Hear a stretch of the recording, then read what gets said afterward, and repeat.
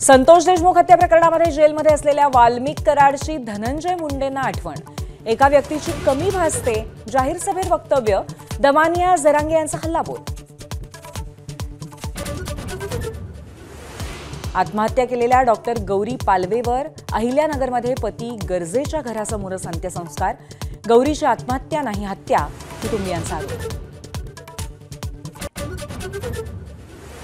Doctor Gauri Palve आत्महत्येप्रकरणी मंत्री पंकजा मुंडेंच्या स्वीय सहाय्यक अनंत गर्जेला पोलीस कोठडी। 27 तारखेपर्यंत अनंत गर्जेची कोठडीत रवानगी।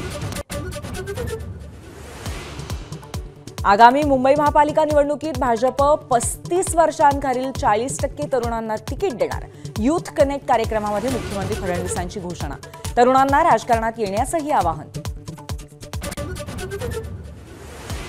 ठाकरेंची शिवसेना आणि मनसेच्या शिष्टमंडळानं घेतली राज्य निवडणूक आयुक्तांची भेट।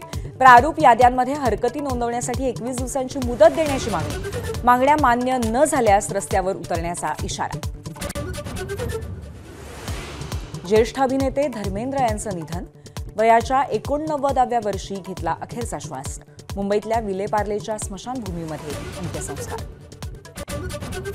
मुंबईत चेंबूरमधल्या कालीमातेच्या मूर्तीला मदर मेरीचे कपडे घातल्यामुळे तणाव। पुजारी रमेश योगेश्वरला 2 दिवसांची पोलीस कोठडी।